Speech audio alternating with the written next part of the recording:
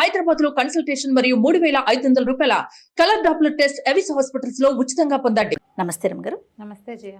కొంతమంది ఉంటారు రమ్మగారు, నేను దేవుణ్ణి చూడాలి, నిజంగా దేవుడు ఉన్నాడా, లేకపోతే ఏది సాధ్యం కాదో అంటే మన కంటికి కనిపించదో మనం చూడలేకపోతామో దాన్ని లేదు అని క్రియేట్ చేస్తారు. దాని దాకా వెళ్ళే ప్రయత్నం ఉంటుంది చూసారా, మధ్యలో అది చేయలేకపోతారు.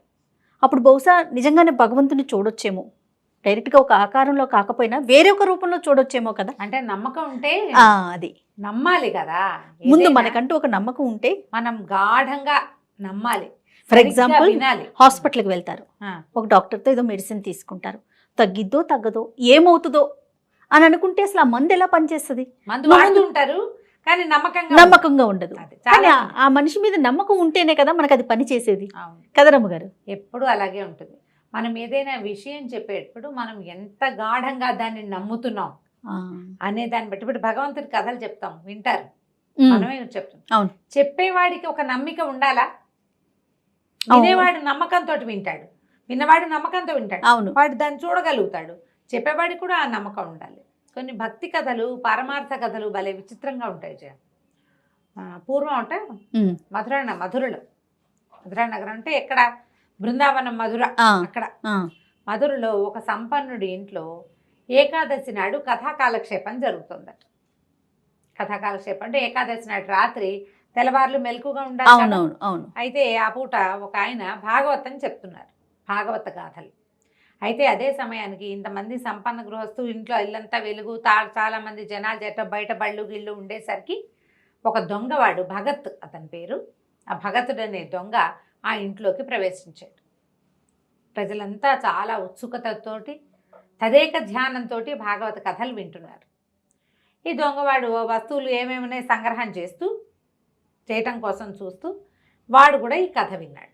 ఆ కథలో ఆయన ఏం చెప్తున్నాడు, యశోదాదేవి పిల్లలిద్దరిని నిద్ర లేపింది, ఒకడు నల్లవాడు ఒకడు ఎర్రవాడు, నిద్ర లేపింది. అక్కడి నుంచి బాలకులంతా వచ్చారు, గోపబాలుడంతా చక్కగా తయారయ్యి సద్దెనాలు పట్టుకుని వాళ్ళకి తగిన నగలు ధరించి అందంగా అలంకరించుకుని గోవులు తోలుకుంటూ కృష్ణుణ్ణి బలరాముణ్ణి పిలుస్తున్నారు. రండి రండి, మీరు రాకపోతే దేవాలయం గోవులు నడవు, కృష్ణ నువ్వు రాకపోతే ఎట్లా, నువ్వు మురళి పోదకపోతే కుదరదు, ఏది నీ సువర్ణ మురళి ఎక్కడుంది తీసుకురా అని పిలుస్తున్నారు. పిలుస్తుంటే యశోదాదేవి పిల్లలిద్దరిని లేవదీసింది, అక్కడి నుంచి స్నానాలు చేయించింది. ఆ తర్వాత చక్కగా చేరుకో పంచ కట్టించింది, పట్టు పంచలు కట్టింది, మెడ నిండా నగలు, తర్వాత ఏమో కొప్పున ఒక ఇది చుట్టి నెమలి కన్ను పెట్టి ముత్యాల సరాలు వెళ్లాడేసింది. దగాయమానంగా ఉన్న నగలతోటి కృష్ణుడు బలరాముడు వెలిగిపోతున్నారు. వెలిగిపోతున్న ఇద్దరు, బంగారు మురళి తీసుకున్న కృష్ణుడు, బంగారు పొన్నుకర్ర ధరించిన బలరాముడు చక్కగా గోవులు తోలుకుని వెళ్తున్నారు బృందావనం వైపు. ఈ దొంగ అంతా వింటున్నాడు, వాడికి బంగారం బంగారం బంగారం వినిపిస్తున్నాడు, అనర్ఘరత్నాలతో ఉన్న వస్తువులు. అంతకుముందు గోపబాలురు కూడా అలంకరించుకున్నారు నగలు శక్తి అనుసారం, వాళ్ళ దగ్గర కొన్ని ఉన్నాయి. వీళ్ళమ్మే వాడికో పట్టుపంచ వీడికో పట్టుపంచ కట్టింది. పట్టుపంచలు కట్టగలిగే అంటే నగలుంటాయి వాళ్ళ ఇంట్లో. అవును కదా కదా. పైగా వీళ్ళు ఏమైనా పెళ్ళికి వెళ్తున్నారా, పేరెంటానికి వెళ్తున్నారా, గోవులు గాయడానికి వెళ్తున్న పిల్లలకి పంచలు కట్టి పట్టు పంచలు కట్టిందంటే నగలు మంచివి, బోళ్ళు నగలున్నాయని చెప్తున్నాడు, ఆభరణాలు ఇన్ని ధరించారని చెప్తున్నాడు.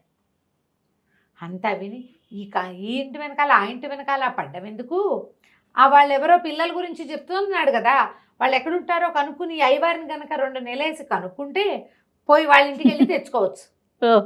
వాడి తెలియదు. విన్నాడు విన్నాడు విన్నాడు, మధ్య మధ్యలో కథలోకి వెళ్ళిపోతున్నాడు, ప్రవాహంలోకి. గోవులను ఎట్లా తోలుకెళ్తున్నారు, ఎట్లా ఆడుతున్నారు, ఎట్లా కాళీ మర్దనం చేశాడు, ఏమిటేమిటేమిటో అంతా ఊగాడు నిద్రపట్టి ఈ ఇంటి నుంచి ఒక్క వస్తువు తీసుకోవాలి. కాస్త కునుకు పట్టేసరికల్లా 3:30, 4 అయిపోయింది. సరే లేచాడు, 4 అయ్యేసరికల్లా అయ్యవారు కూడా లేచి బయలుదేరాడు. అయిపోయింది కదా, అయిపోయింది కదా. అక్కడి నుంచి ఈ దొంగ భగతుడు ఏం చేశాడు, అయ్యవారు నడిచిపోతుంటే ఆయన వెనకాల పడ్డాడు. ఆయన 2-3 సందులు తిరిగి ఇంట్లోకి వెళ్ళంగానే ఈ దొంగ కూడా వాళ్ళ ఇంట్లోకి పోయాడు. ఏమండి అయ్యగారు, మీరు ఇందాక చెప్తున్నారే, మరి వాళ్ళెవరో 2 పిల్లల గురించి బోళ్ళు నగలు పెట్టింది వాళ్ళమ్మ, పట్టుపంచలు కట్టిందన్నారు, ఒకడికి బంగారు మురళి ఉందన్నారు, ఇంకోటికి బంగారు పొన్నుకర్ర ఉందన్నారు. ఆ కర్ర ఆ మురళి తెచ్చుకున్నా మన బతికెళ్ళిపోతుంది. వాళ్ళు ఎక్కడున్నారు, ఆ దారి ఏమిటో, వాళ్ళ ఇంటికి వెళ్ళే దారి ఏమిటి, పోనీ వాళ్ళు వెళ్ళే దారి ఏది, వాళ్ళు ఏ దారిలో వెళ్తారు. ఇంటికి వెళ్తే బాగోదు, పెద్దవాళ్ళంతా చూస్తారు, మళ్ళీ గొడవ అవుతుంది. దారిలో వాళ్ళని ఎక్కడో చోట దారికి వచ్చి పట్టుకుంటా, ఆ పిల్లలు ఎక్కడుంటారు, ఎక్కడికి వెళ్తున్నారో చెప్పండి అన్నాడు. ఈయన నిర్ఘాంతపోయాడు. ఏమిటి పురాణ పురుషుల్ని ఎక్కడుంటారని చెప్తాము, అదే కదా. సరే ఈయన ఏమన్నాడు, బృందావనం ఉంది కదా అక్కడ ఉంటారన్నాడు. బృందావనం వెళ్తున్నారు వాళ్ళు, బృందావనంలో వెనక్కి తాటితోపులు ఉన్నాయి కదా, అక్కడికి గోవులు కాచుకోవడానికి వెళ్తారు అని ఆ పిల్లలిద్దరూ అని చెప్పబోయాడు. అవన్నీ చెప్పకండి, వాళ్ళు ఎక్కడికి వెళ్తారో చెప్పండి చాలు, మిగిలిన కథ అంతా నాకు అక్కర్లేదు. నాకల్లా నగలు ధరించినటువంటి 2 అబ్బాయిలు, ఒక నల్లవాడు ఒక ఎర్రవాడు, వాళ్ళే కావాలి. మిగిలిన వ్యవహారం వద్దు, మిగిలిన వాళ్ళంతా వద్దు మనకి. వీళ్ళ దగ్గరే పోలేనండి. ఇంతకీ వాళ్ళకి ఏమేమి వేసుకుంటారు, వాళ్ళ ఒంటి మీద ఏమేమి నగలు ఉంటాయంటే ఈయన మెల్లిగా పుస్తకం తెరిచాడు. తెరిచి వీళ్ళకి చేతులకి ఇవి ఉంటాయి, కేయూరాలు ఏమంటారు దాన్ని, మన కంకణాలు, చేతులకి 2 చేతులకి కంకణాలు. అక్కడి నుంచి వేళ్ళకి ఉంగరాలు ఉండి, ఉంగరాల నుంచి కంకణాలకి గొలుసులు ఉంటాయి. చిన్నపిల్లలు కదా, ఉంగరాలు పడిపోతాయి, అందుకని దీని నుంచి దీనికి గొలుసులు. అక్కడి నుంచి దండ కడియాలి, పైకి కడియాలు ఉంటాయి. ఆ కడియం కాకుండా ఇట్లా కుచ్చు ముడేసేది వెనకాల కడతారు. అక్కడి నుంచి ఈ కొప్పు వేస్తారు కదా, కొప్పుకి ముత్యాలు వేళ్లాడుతూ ఉంటాయి. చెవులకి కుండలాలు ఉంటాయి, మకర కుండలాలు ఇద్దరికి. మెడలో పైకి ఒక మాలుండి కిందకి నల్లబ్బాయికి కౌస్తుభమణి ఉంటుంది, ఇంత మణి నల్లవాడికి ఉంది, వాడి కుండల మీదే ఉంటుంది అది. పొడుగాటి ముత్యాల హారాలు, ఈయన ఒంటి మీద ముత్యాలు కనపడతాయి నల్లబ్బాయి మీద. ఎర్రబ్బాయి మీద ముత్యాలు పెద్దగా కనిపించవు, ఆయన కొంచెం తెల్లగా ఉంటాడు, అందుకని ఆయన మెడలో రత్నాల హారాలు ఉంటాయి. కాళ్ళకి కడియాలు ఉన్నాయి, కింద పాంజేబులు పైన కడియాలు. నడువుకి దట్టి ఉంటుంది కదా, దట్టికి కూడా మొలనూలు కూడా బంగారపు మొలనూలే వాళ్ళవి అని చెప్పాడు. అవన్నీ చదివి చెప్పాడు. తలలో పెట్టుకునేవి కూడా ఇంకా ఏమిటో, ఆ తలకి ఇంకా ఏమిటో ఉన్నాయి, అన్నీ బాగానే ఉన్నాయి. మురళి బంగారు మురళి, బంగారు పొన్నుకర్ర. చాలు, ఈ వివరాలు చాలు. మనం గనక అవి తెచ్చుకున్నామా ఇక బతుకు సెటిల్ అయిపోతుంది. నీకు కూడా సగం తెచ్చిస్తా, మనం సెటిల్ అయిపోతాం చక్కగా. సరే, ఇవన్నీ విని ఇంతకీ వీళ్ళు ఎటువైపు వెళ్ళారో చెప్పన్నాడు. బృందావనంలోంచి ఉత్తర దిక్కుగా వెళ్ళారని చెప్పాడు. అక్కడి నుంచి వీడు నడవటం మొదలుపెట్టాడు బృందావనం వైపు. మధుర నుంచి బృందావనం వెళ్ళొద్దు, వెళ్ళాడు. వెళ్ళిన తర్వాత సరే మొత్తానికి బృందావనం లోపలికి దారి తీస్తే ఓ పక్క నుంచి యమునా నది సన్నగా పారుతూ వెళ్తోంది. చీకటి పడిపోయింది, రోజంతా నడిచాడు. చీకటి పడ్డాక ఆ బృందావనంలో ఏవో చెట్లున్నాయి రకరకాలు. ఆ యమునా నది తీరాన ఓ చెట్టు ఎక్కి కూర్చున్నాడు. వాళ్ళు చీకటి పడ్డాక వస్తారనుకున్నాడు, లేదా తెల్లారేకి వస్తారు, మనం ఇప్పుడు పడుకుంటాం, రేపు పొద్దున్నే వస్తారు.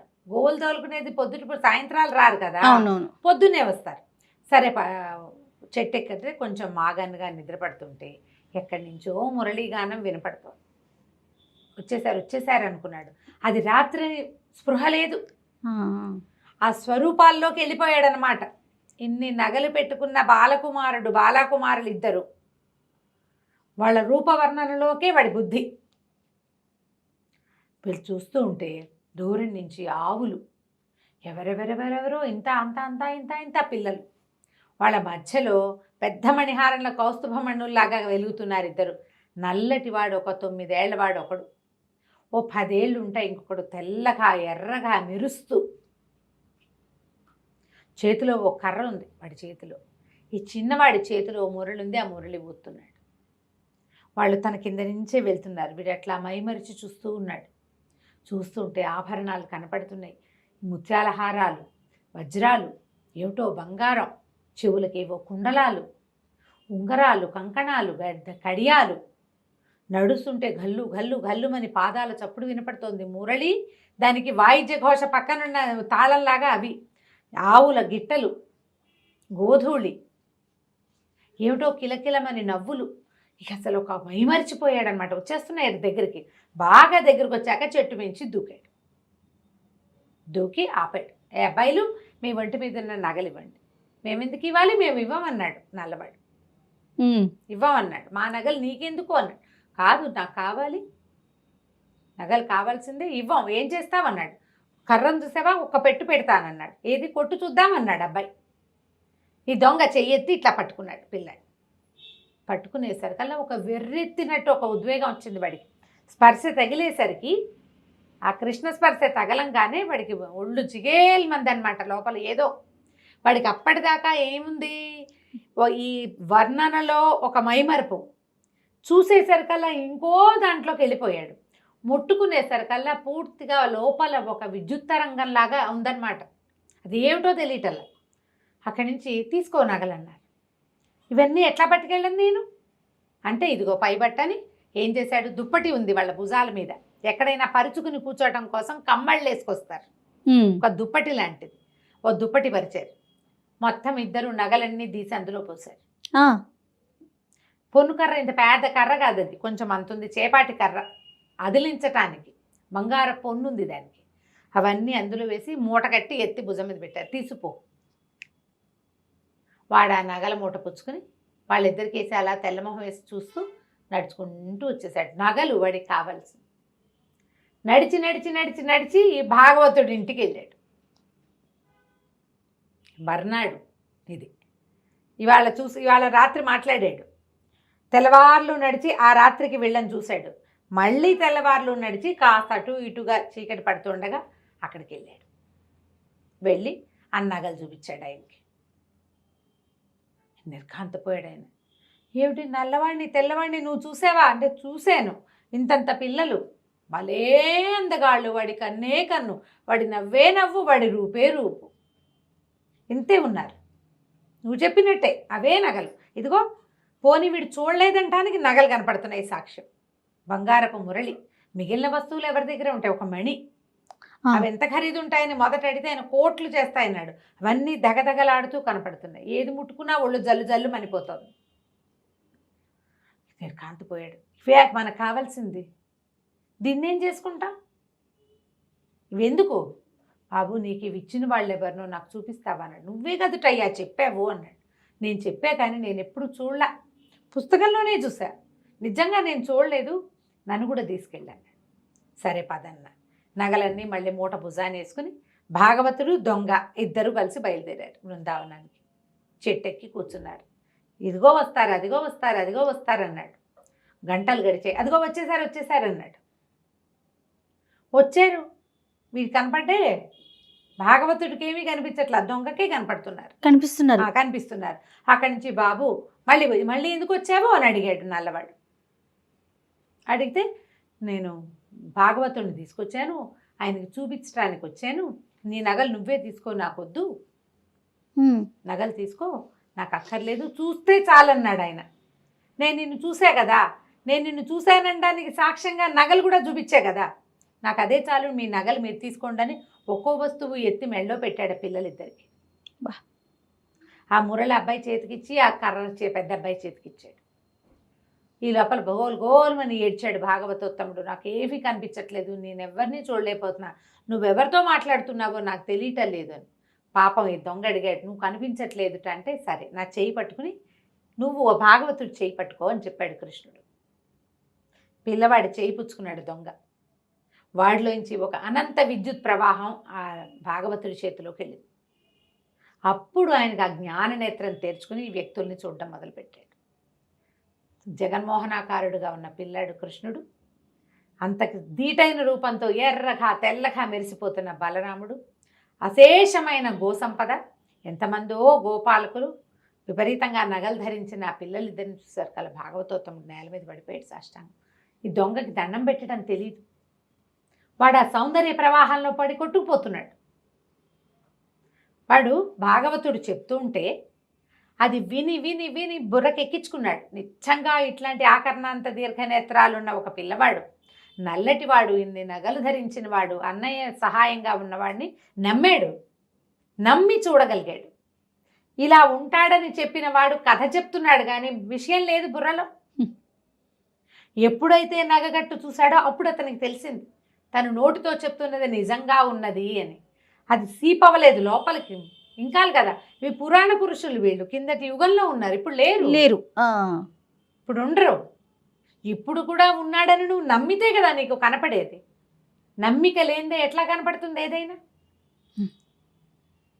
ఇక ఆ భాగవతుడు సాష్టాంగ పడిపోయాడు. దొంగ కూడా ఓ దండం పెట్టాడు. ఎప్పుడైతే కృష్ణ పాదాలు ముట్టుకున్నాడో వెంటనే వీళ్ళు మాయమైపోయారు. ఏమీ కనపడలే అక్కడ. ఇద్దరూ నడిచి వచ్చారు. అప్పటి నుంచి భాగవతోత్తముడు పరమభక్తుడయ్యాడు, దొంగ పరమభక్తుడైపోయాడు. వాళ్ళిద్దరూ కలిసి ఆ బృందావనంలోనే ఎంతకాలమో భగవంతుని గాథలు కీర్తనలు ప్రజలకి తెలియజేస్తూ ఉన్నారు. నమ్మిక ఉంటేనే మనం భగవంతుణ్ణి చూడగలం. నోటితో గంటల తరబడి చెప్పినా సరే ప్రయోజనం లేదు. ఏ పనైనా అంతే కదా రమ్మగారు, నమ్మకంతో ఉంటేనే చేయగలుగుతాం, సాధించగలుగుతాం. అంతే. బా ఎంత అద్భుతంగా ఉందో రమ్మగారు. అలా ఇన్వాల్వ్ అయిపోయాం మొత్తం. చూడండి, పిన్ డ్రాప్ సైలెంట్ అయిపోయింది. బా చాలా మంచి కదండి. నమస్తే రమ్మగారు.